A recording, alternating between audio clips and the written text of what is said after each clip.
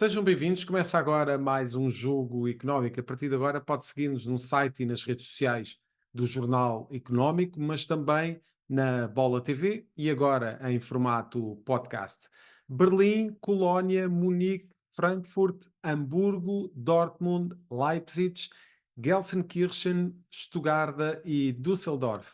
Estas são as 10 cidades alemãs que vão receber o Europeu de 2024 já a partir do próximo mês, um evento em que se espera que a economia germânica possa ultrapassar os enormes desafios que tem enfrentado nos últimos anos. Este será o tema para a segunda parte do jogo económico. Neste primeiro tempo, vamos analisar os milhões que Sérgio Conceição deu a ganhar ao Futebol Clube do Porto, a avaliação da nova Liga dos Campeões, mas também o impacto dos próximos Jogos Olímpicos. Avançamos assim para o hat-trick.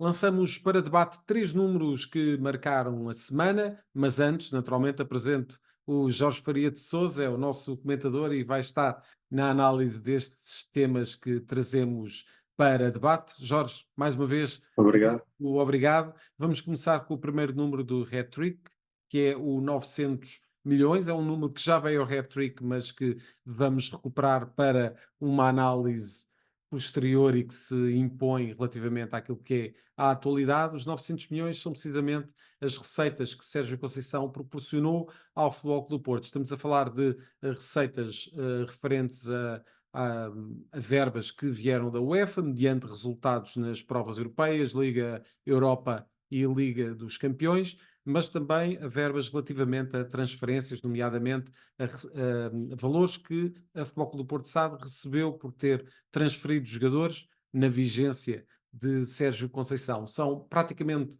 900 milhões de euros. Jorge, como disse, já tínhamos trazido este número aqui ao hat-trick de uma outra vez para falar da importância de Sérgio Conceição nestes últimos 7 anos no Futebol Clube do Porto. Aparentemente, salvo alguma surpresa de última hora, aparentemente Sérgio Conceição estará mesmo de saída do Futebol Clube do Porto. De resto, concretiza-se aqui aquilo que já era, de certa forma, esperado com o facto de Jorge Nuno Pinto Costa ter perdido as eleições, mas, de facto, temos aqui Sérgio Conceição com um peso enorme na SAD, e diria que vai ser muito difícil substituir alguém que teve uma importância tão grande para o Futebol Clube do Porto nos últimos anos.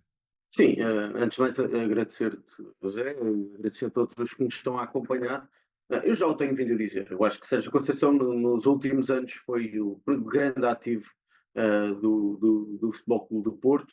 Acho que podemos aqui questionar alguns comportamentos que o treinador português tem, mas acho que é inquestionável a sua competência. Isso trouxe ao Futebol Clube do Porto sucesso desportivo e também rentabilidade financeira, quer por via dos prémios da UEFA, quer por via das transferências de jogadores. E quanto às transferências de jogadores, dizer que este valor até poderia ser significativamente mais alto, porque na realidade, nestes 7 anos enquanto treinador do Futebol Clube do Porto, Sérgio Conceição foi vendo sair muitos jogadores em final de contrato. Recordamos Marcano, este ano Taremi, Brahimi, são muitos jogadores que saíram, Marega, são muitos jogadores E que essa é saíram uma em marca final. recente, é uma marca recente do Futebol Clube do Porto, Jorge. Até porque não foi assim há tantos anos assim que o Futebol Clube do Porto muitas vezes nem sequer integrava em estágios de pré-época os jogadores que acabassem contrato no final dessa temporada e portanto existiu aqui claramente uma mudança na forma do Futebol Clube do Porto lidar com esses jogadores em fim de Sim, contrato. eu acho que aí o papel de Sérgio Conceição foi muito importante, porque conseguiu retirar o melhor de cada jogador até ao final do seu contrato. E acho que mesmo Taremi foi um jogador que teve algumas dificuldades nesta segunda metade da época e perdeu espaço, mas foi um jogador extremamente importante e a fazer golos decisivos de igual forma como foi em épocas anteriores. E eu acho que foi, e por isso este valor dos 900 milhões de euros poderia ser superior, mas Claro. podemos recordar aqui Suplantar transferências os de mil jogadores. milhões tranquilamente, Sim, não é? podíamos estar aqui a falar de jogadores como o Fábio Vieira, Vitinho, Otávio, que foram transferências importantes para, para o Futebol Clube do Porto. Na UEFA, eu diria que Sérgio Conceição e o Futebol Clube do Porto foram muito consistentes ao longo deste período. Eu diria de memória, em apenas 2 destes 7 anos é que o Porto não chega aos oitavos de final da Liga dos Campeões, e isso diz muito do que foi a competência da equipa azul e branca na principal competição de clubes da UEFA.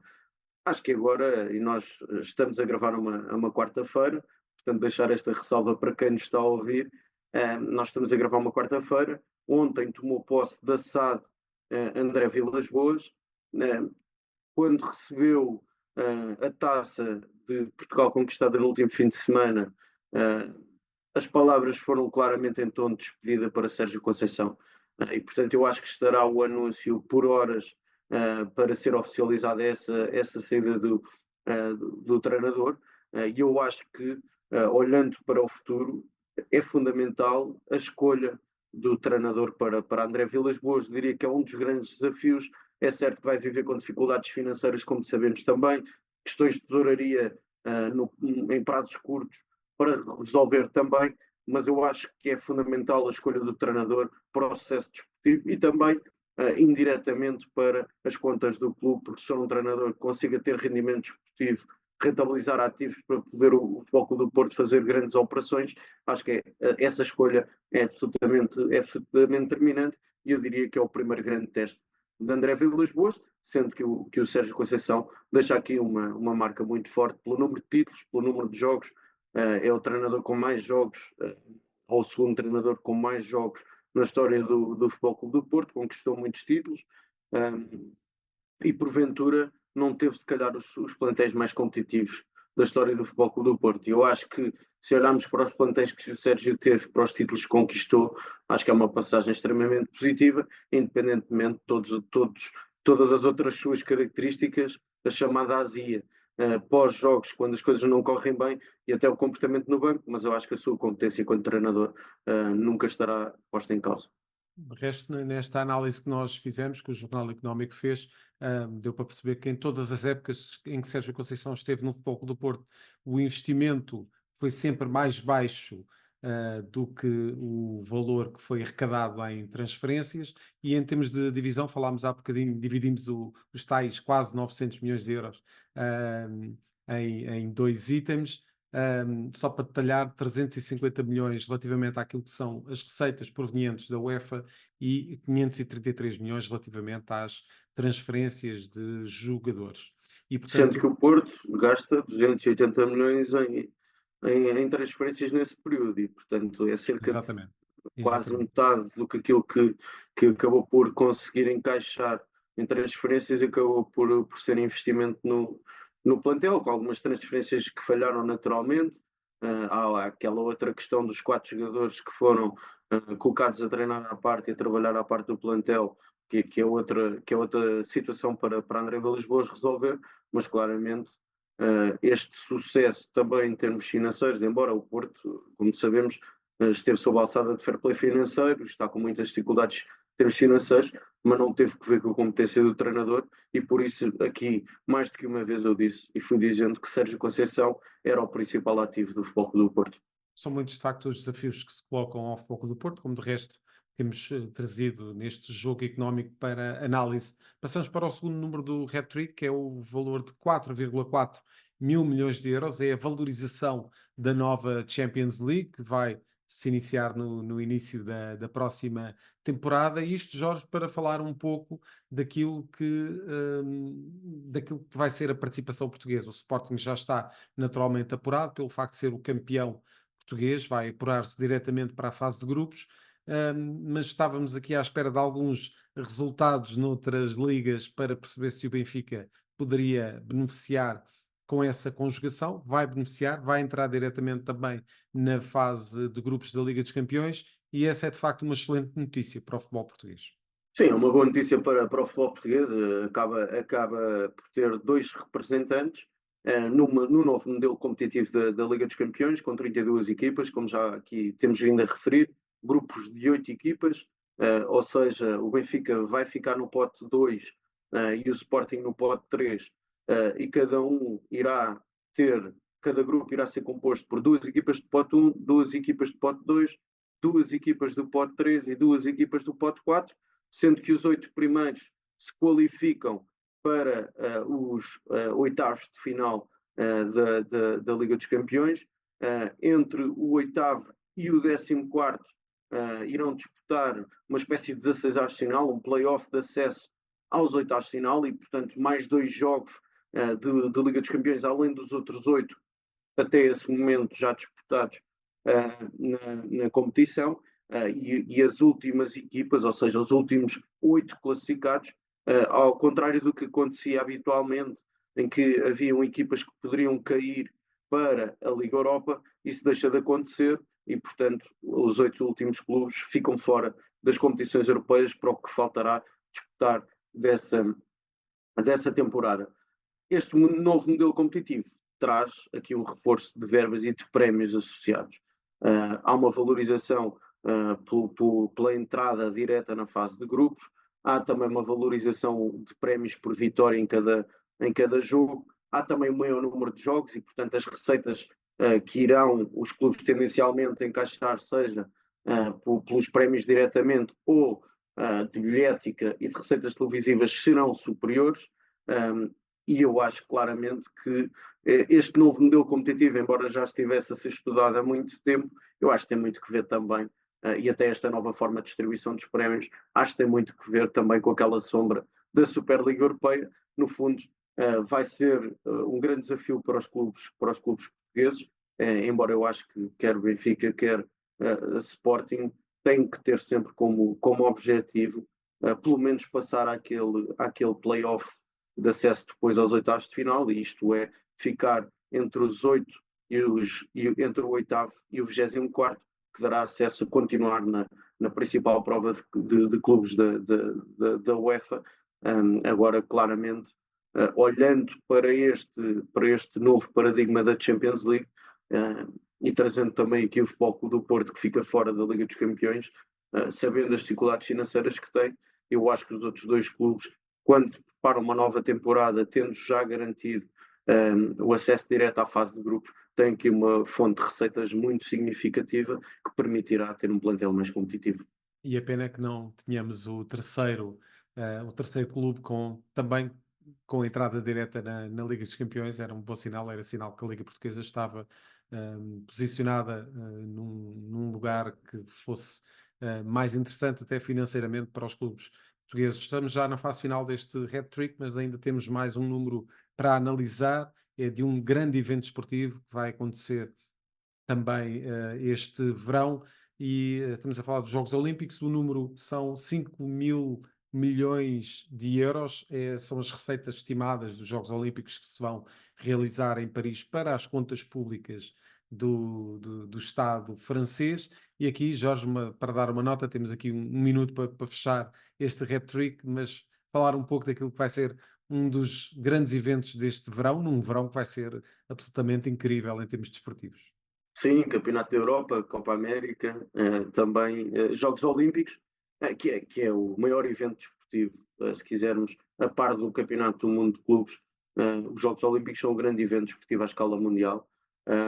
Eu acho que tem impacto direto na economia francesa, naturalmente.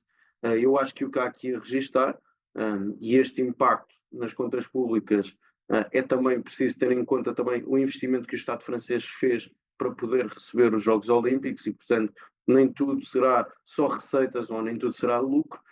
No entanto, destacar aqui um acréscimo de 10% relativamente aos Jogos Olímpicos realizados em Tóquio no que às receitas diz respeito, sendo que, como sabemos, os Jogos Olímpicos de Tóquio foram disputados numa altura de pandemia, portanto é um evento com características muito distintas, porventura com muito menor envolvência do público, com muito menor número de turistas para acompanhar esses Jogos Olímpicos. Acho que claramente estes Jogos Olímpicos 2024 vão ter aqui um ponto muito, muito importante, e esta estimativa de crescimento de 10% das receitas pode até ser superior, uma vez que já ultrapassámos essa crise pandémica que na altura foi a que foi vivida nos Jogos Olímpicos de Tóquio. Muito bem, e é precisamente de eventos de verão que vamos falar na segunda parte deste jogo económico. Vamos dar um saltinho até à Alemanha para perceber como é que a economia mais importante da União Europeia está a preparar-se para receber o Europeu de 2024. É já a seguir.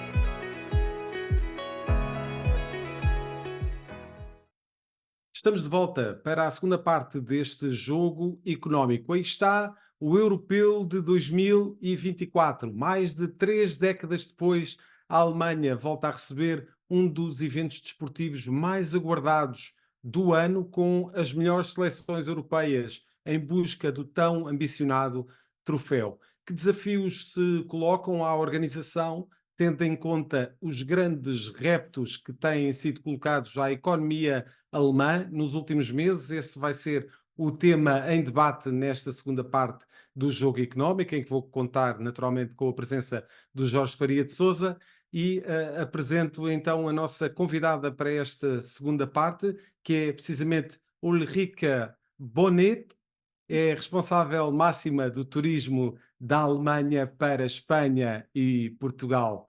Muchas gracias, Ulrika. Muchas gracias. Muchas Muito gracias. obrigada. Muito obrigado também Sí. por estar connosco neste programa. Entonces, ese es un enorme desafío para Alemania. En 2 años más o menos que la economía que hay, que se está luchando para recuperar, tanto la Alemania como los otros parceros también en Europa. Entonces, te pregunto cómo se está viviendo ese clima pre-europeo en la Alemania. Bueno, José Carlos, muchas gracias de mi parte por esa oportunidad de contribuir aquí a este programa.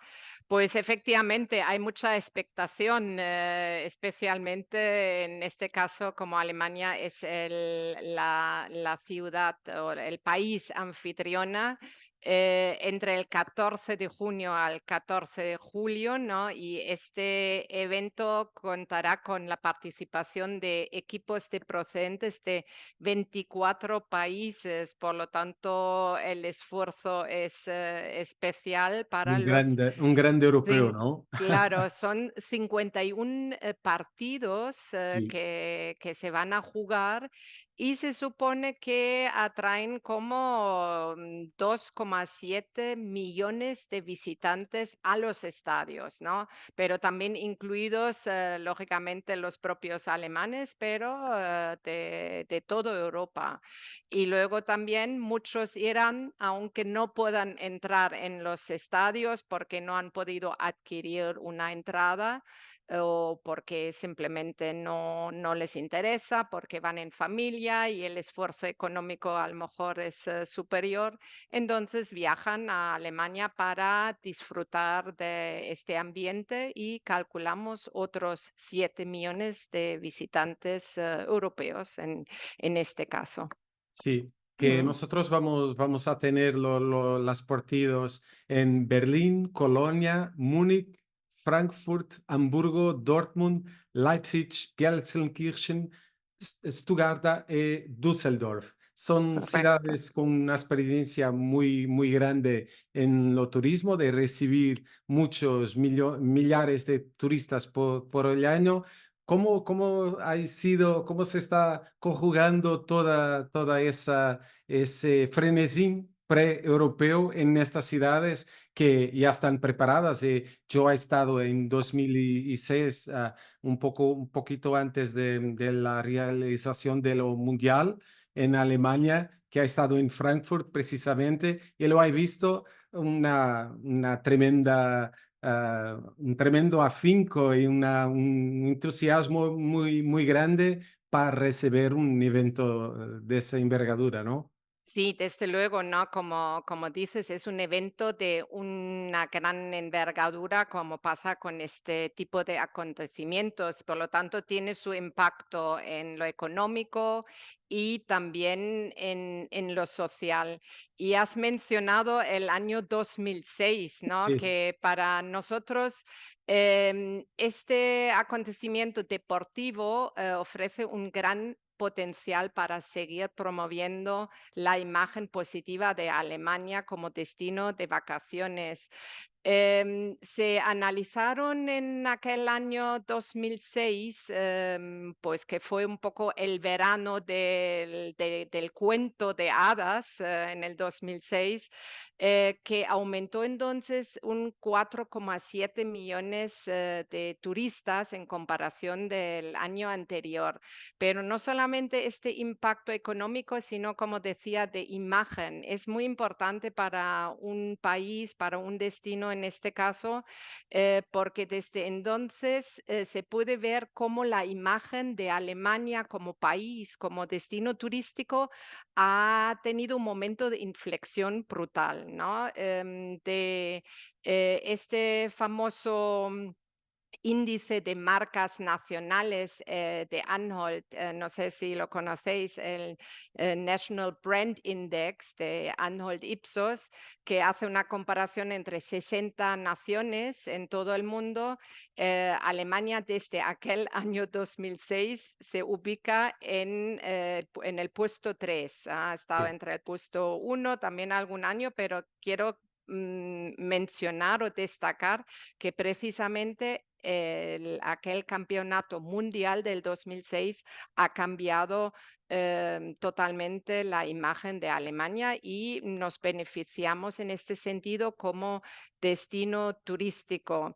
Lógicamente, todos estos ciudades que son los 10 host cities en Alemania, pues se están preparando, como dices, que el tema del fútbol reunirá a la gente también, como decía, fuera de los estadios. Entonces, es también, son como 300 eventos que se organizan entre estas 10 ciudades. Y así se brinda ¿cómo se dice? Pues una oportunidad de Sí. presentar a Alemania también en estos tiempos tan convulsos que vivimos en Europa, pues es una oportunidad también de viajar a un destino pacífico, sostenible y unirse por este gran evento que es el fútbol y que así contribuirá a la tolerancia y también al entendimiento de los pueblos como tiene que ser con temas de deporte y para hacer turismo. Pues eso, y entonces Mm. las 10 ciudades que están distribuidos por todo el territorio alemán. Portugal debutará en Leipzig, que es Ujú. una ciudad que está ubicado al este de Alemania, un destino muy cultural. Yo quiero subrayar de nuevo que el que no tenga una entrada al partido, al estadio, pues tiene una amplia variedad de ofertas con los fan zones, los public screenings que tienen ahí.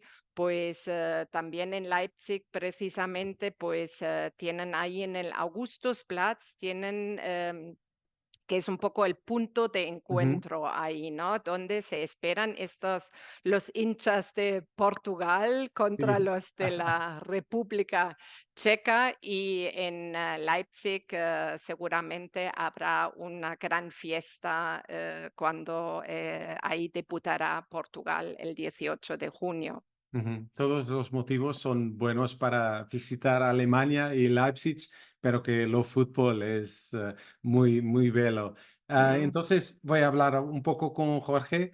Jorge, de facto, temos aqui um motivo excelente para visitar a Alemanha, visitar Leipzig, onde Portugal vai fazer o primeiro jogo, mas queria ouvir precisamente sobre algo que o Ulrich falou ali na primeira intervenção relativamente àquilo que têm sido alguns anos conturbados para a economia alemã e para a economia europeia de uma forma geral, sobretudo depois de ter eclodido a guerra na Ucrânia. E diria, tu dirás se é assim ou não, mas o continente europeu está a precisar de facto de um evento destes para revitalizar a sua economia. Sim, posso responder em castelhano para que o Rick também nos Muy possa bien, muy entender. bien. Además, muchas gracias, Ulrike, por tu disponibilidad. La economía alemana es la más grande de la Europa. Está en recesión, está en un periodo de recuperación, pero un gran evento como el Euro 2024 es muy importante para la economía alemana, ah, y también para la economía europea. Am, no, en caso de los hinchas portugueses, será más fácil porque hay una gran comunidad de portugueses radicados en Alemania. Pero yo pienso que el euro irá impactar la economía de la Alemania y terá también efecto de cadea para la economía europea y pues va a ser un gran evento muy importante para la economía a la escala de la Unión. E acreditas que, de facto, este é um europeu hum, com uma envergadura grande, com um peso muito grande em termos das seleções? Acreditas que esta maior abrangência que este europeu tem também a capacidade de mobilizar um maior número de adeptos, de países, de economias a florescer, tendo em conta que todas vão ter a sua oportunidade de se mostrar, de mostrar todas as suas valências para atrair turismo, sobretudo para o continente europeu, fazer esse esforço conjunto? Sí, creo que sí. Es el euro, es una, la segunda, yo pienso que es la segunda ah, gran final de un campeonato europeo Sim. que tiene 24 equipos. Ah, Además, tienen más países a participar en el euro, y pues yo pienso que va a impactar, impactar y tener más turistas de todos los países que van a participar en el euro. Ulrike, ¿crees que en la Alemania bueno, los alemanes que lo gustan mucho de fútbol, como nosotros, los portugueses, entonces la Alemania tiene una tradición muy grande de ganar trofeos.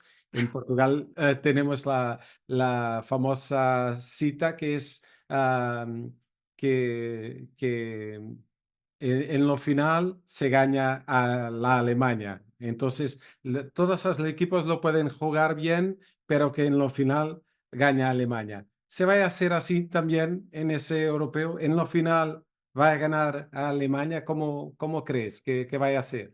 No, no lo creo, yo no lo confirmaría esta Este pronóstico. sí, este pronóstico. De hecho, hace unos meses, estaba el ambiente bastante moderado en Alemania, ¿no? Mm. En cuanto a su selección nacional. Ahora ya se ha animado un poco más la cosa por los últimos partidos que han sido más favorables los resultados, pero os digo sinceramente, no estaba el ambiente muy favorable para la selección alemana en Alemania mismo. Y yo creo que no van como favorito, para nada, Ok. no. Y Eso es entonces, mi y, modesta opinión, ¿ah? ok. Entonces, ¿crees que, por ejemplo, Portugal tienen aquí una chance de ganar de nuevo.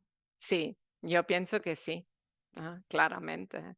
Es un muy Ujú, buen equipo y bueno, Ronaldo, que también estará presente, pues apuestan mucho por el equipo portugués, desde luego. Los fans incluso en Alemania, ujú. donde está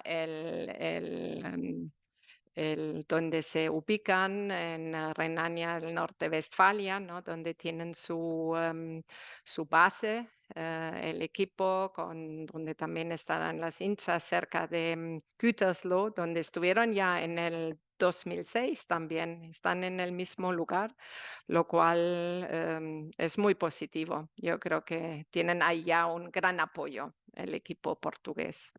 Sabes que en Portugal estamos siempre con un pie un poco atrás, un poco desconfiados de la prestación de la nuestra equipa. Bueno, que Sí. vamos a ver cómo se va a hacer.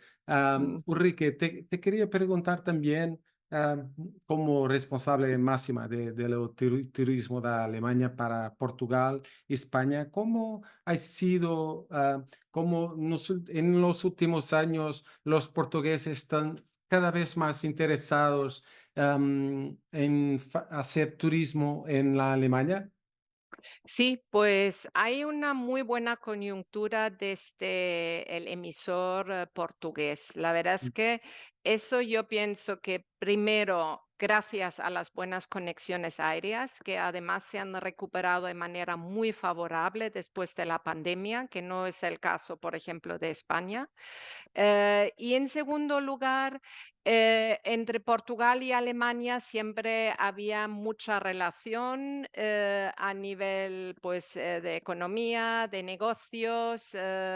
Alemania tiene muchas empresas ubicadas en Portugal, sobre Ujú. todo también en el norte de Portugal. O sea, las relaciones bilaterales son muy, muy estrechas. Entonces, a pesar de que en Portugal se tenía más bien siempre una imagen de Alemania como destino de negocios, ¿no?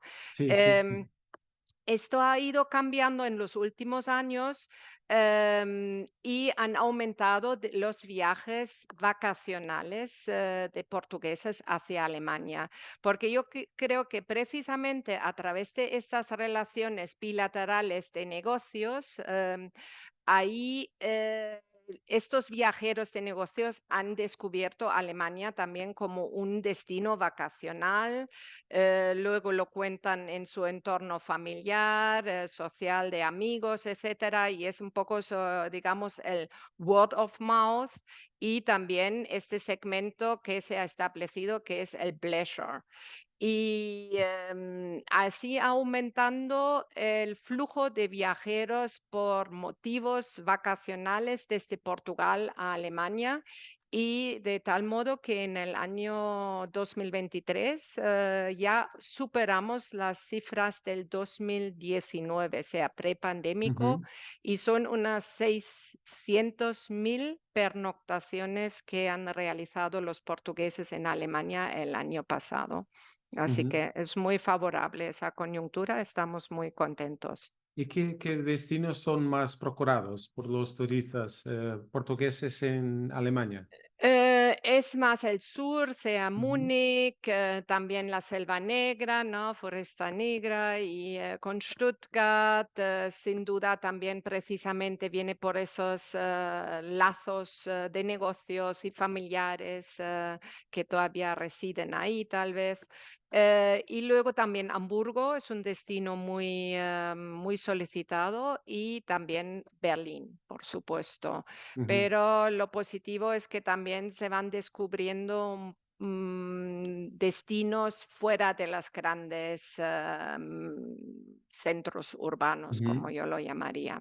ujú. Muy bien. ¿Y hay algún destino que Alemania que está promoviendo actualmente en la península ibérica? No.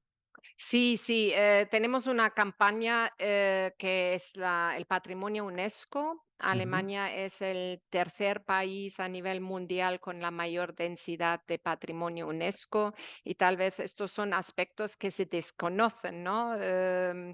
Precisamente por lo que venía diciendo, que nos conocen más como un país industrial, de viajes de negocios.